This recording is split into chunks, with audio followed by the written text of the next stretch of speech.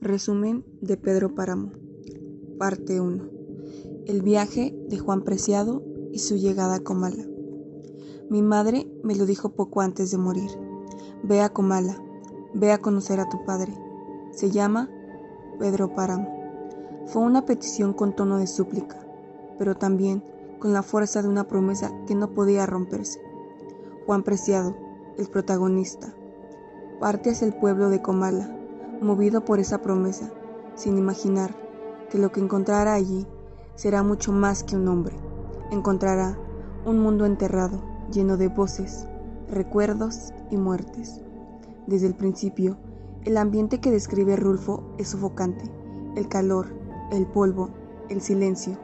Juan va descendiendo hacia Comala como si bajara al infierno.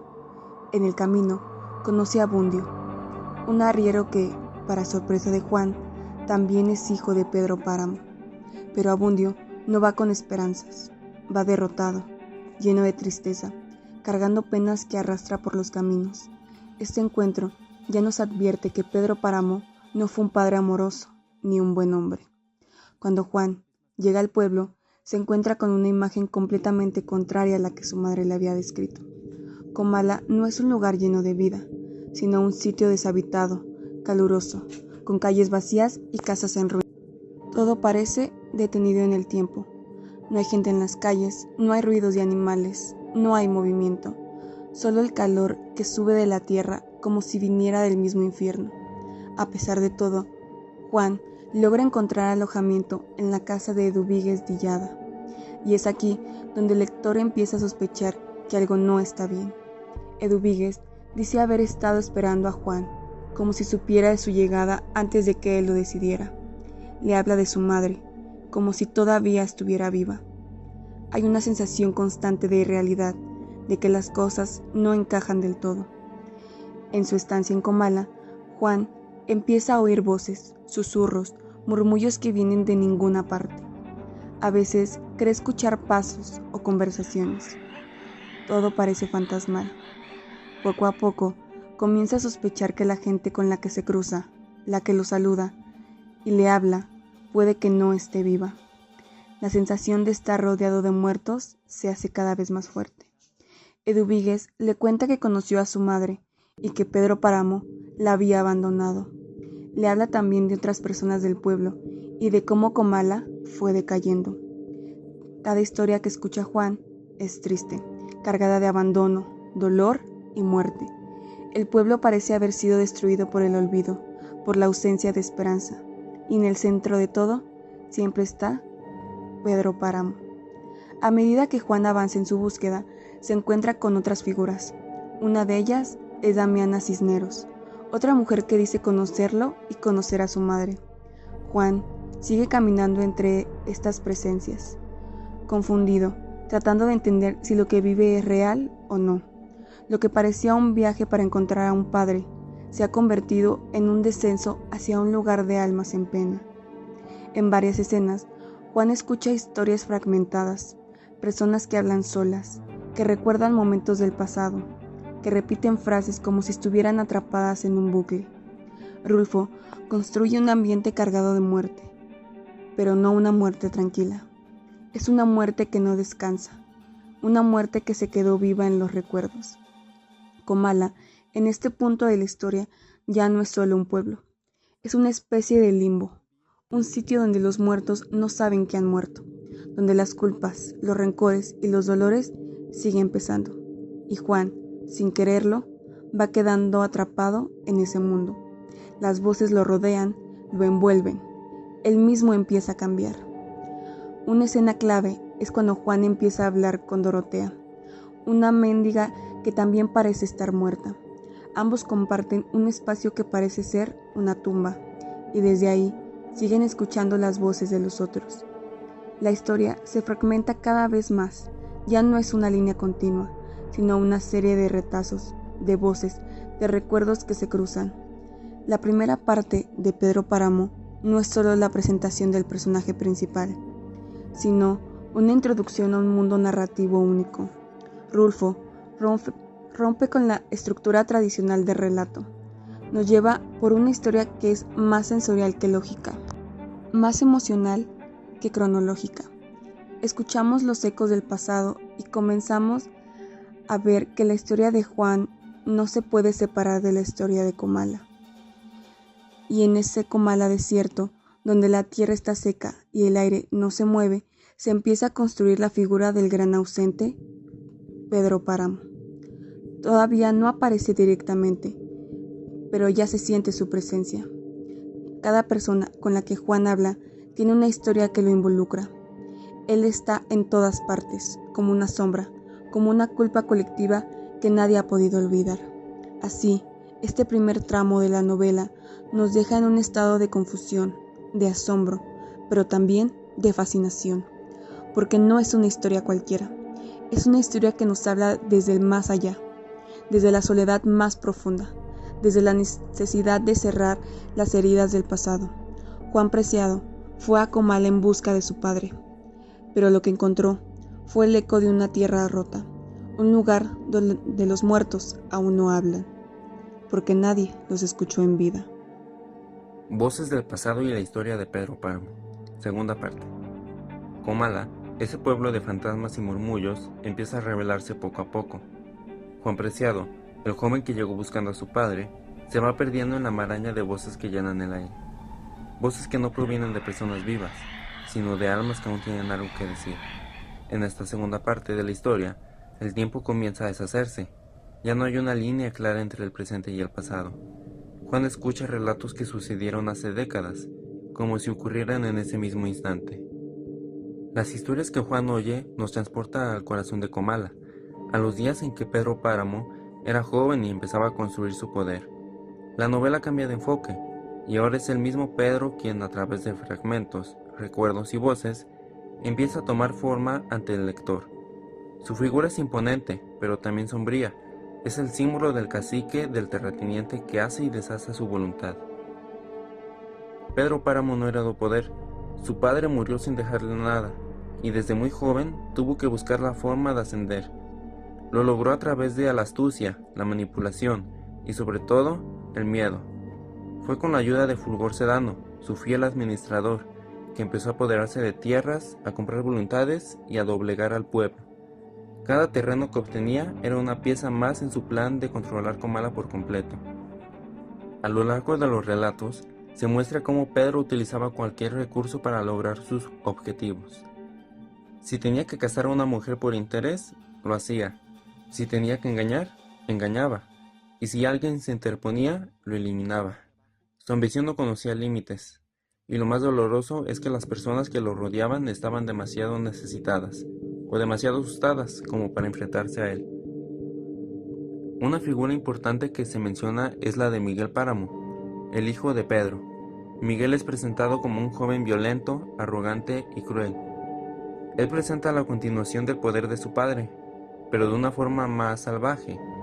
Cometió crímenes, violó mujeres, mató a un hombre de un disparo, y aún así fue protegido por su apellido.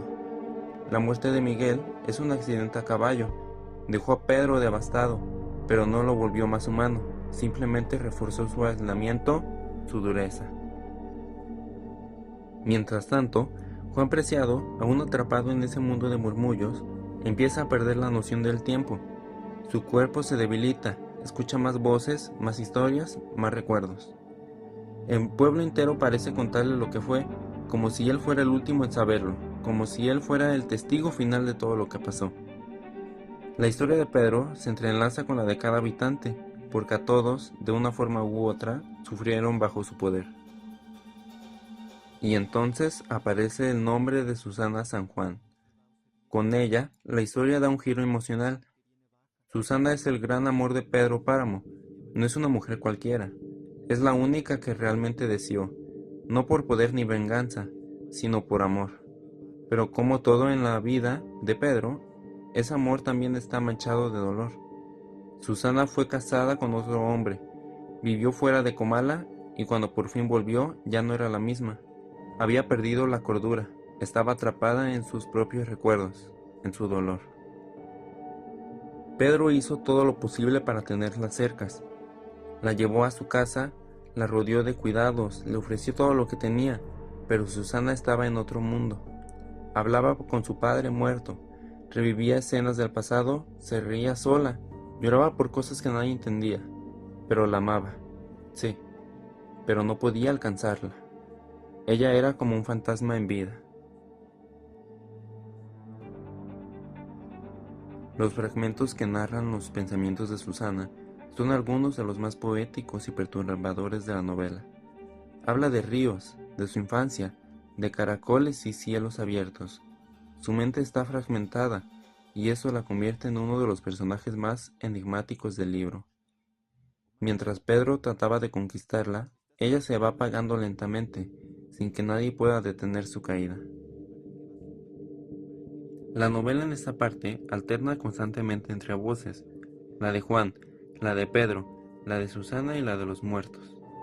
No hay una estructura tradicional, pero cada voz aporta un nuevo matiz, una nueva pieza del rompecabezas. La muerte empieza a rodear a Juan, no solo en forma simbólica, sino real. Su cuerpo, agotado por el calor y por la presencia de tantas almas, comienza a rendirse. Lo último que sabemos es que cae al suelo, desvanecido, tal vez ya muerto. Y es aquí cuando conocemos a Dorotea, la mujer que comparte la tumba con él.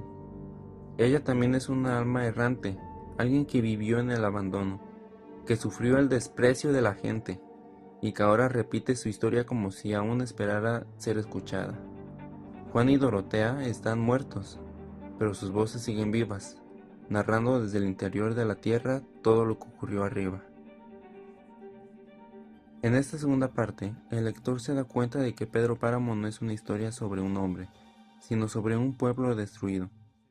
Es una denuncia, un lamento colectivo.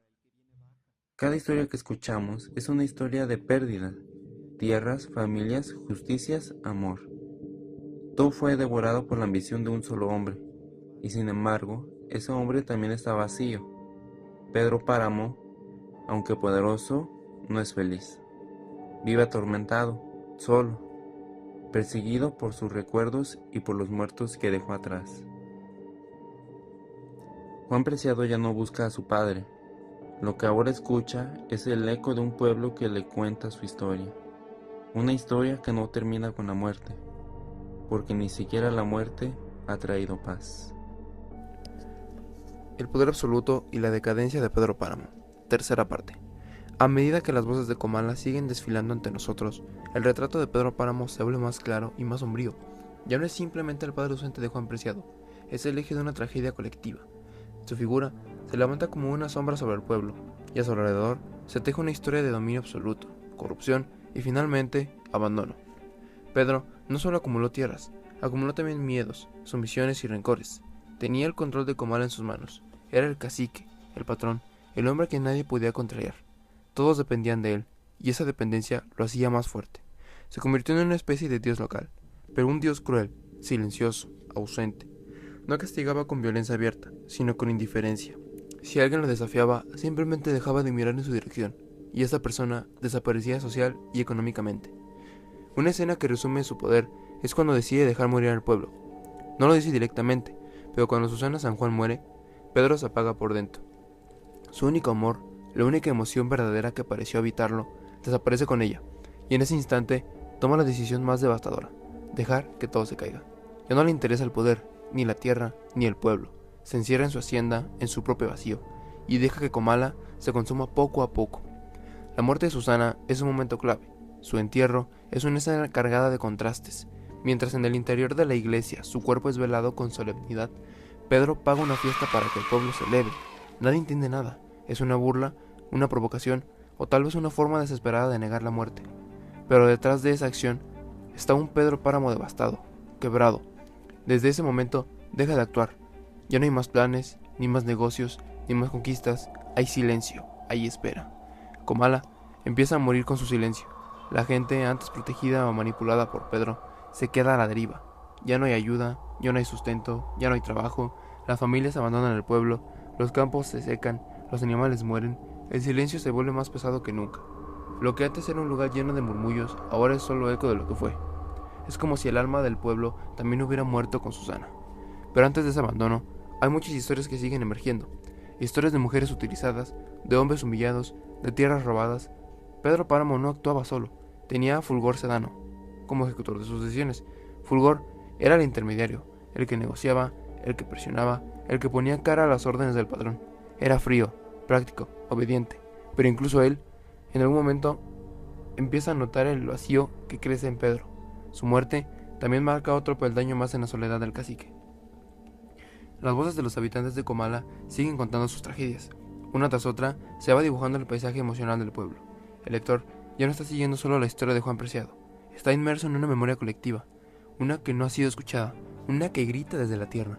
La novela de Rulfo no es una historia de héroes y villanos, es un testimonio de la desolación provocada por la impunidad y el abuso. Volviendo a Pedro, lo vemos cada vez más solo. La gente que lo rodeaba va desapareciendo. Su hijo, Miguel, murió joven y dejó una estela de crímenes impunes. Susana, su único amor, murió sin amarlo. Fulgor, su administrador, fue asesinado. La gente que le temía ahora simplemente lo olvida. El silencio se convierte en su única compañía. Vive encerrado en su hacienda, viendo cómo se deshace del mundo que construyó. Y mientras él se apaga, el pueblo termina de morir. La tierra llena de frutos, el agua es escasa, las casas se vacían, las voces se vuelven ecos. Lo que una vez fue una comunidad, ahora es solo un lugar fantasma. El lector, al igual que Juan Preciado, comprende que Comala es mucho más que un pueblo físico.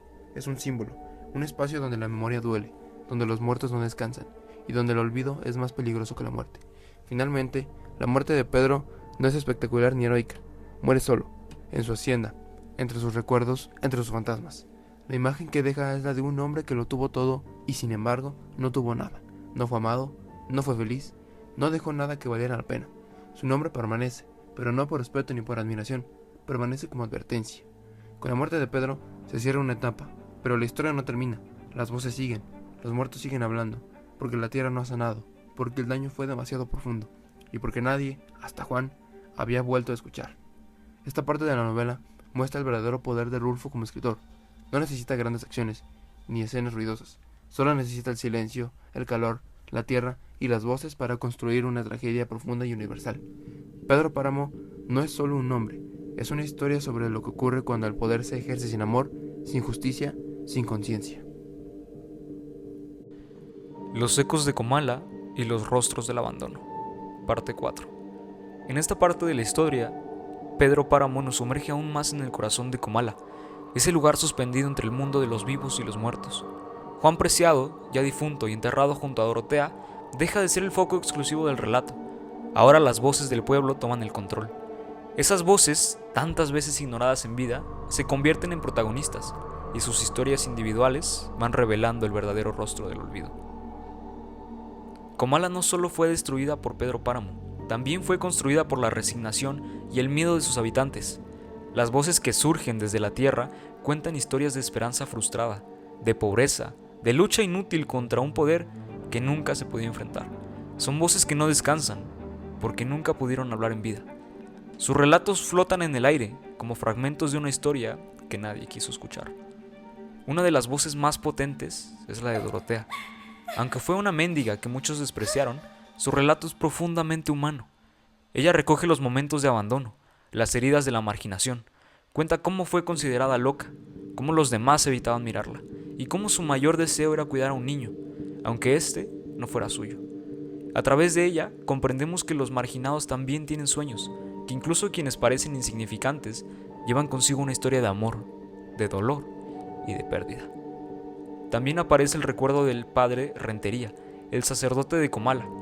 Su figura representa la culpa, la complicidad del poder eclesiástico con el poder político.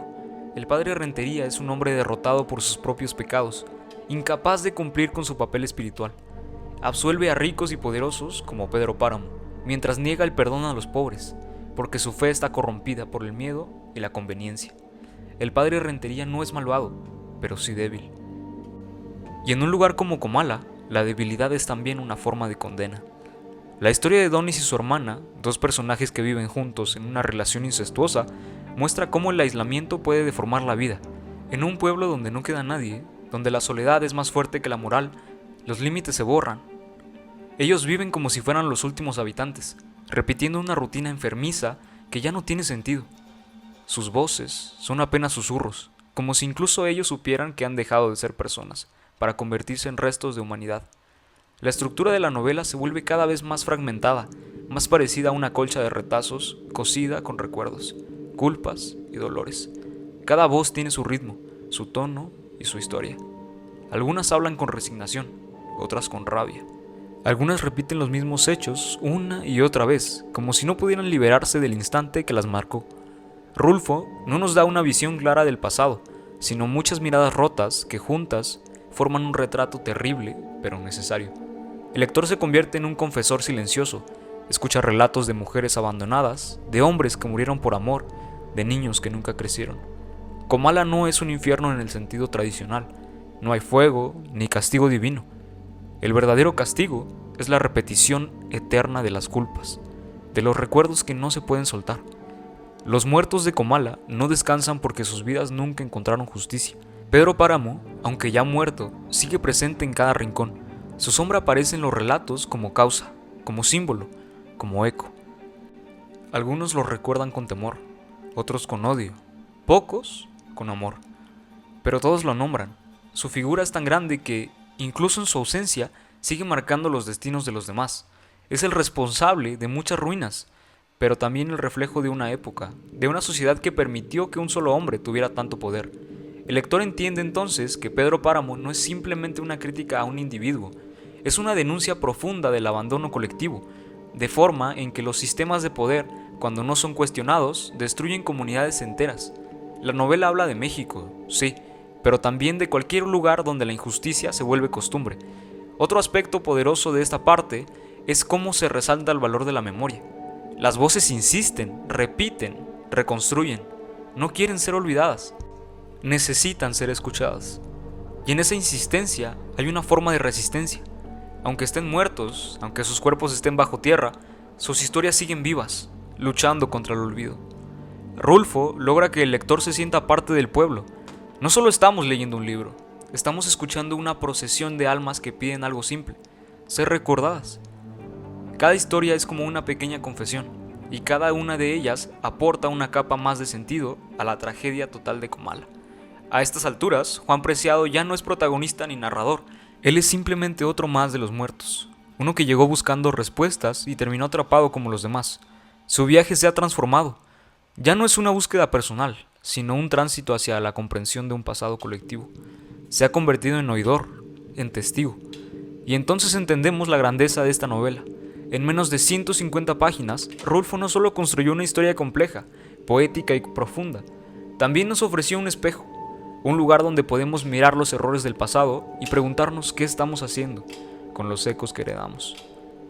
En esta cuarta parte, Pedro Páramo deja de ser una historia de un padre y un hijo, y se transforma en una elegía escrita por los muertos, para que los vivos no olviden.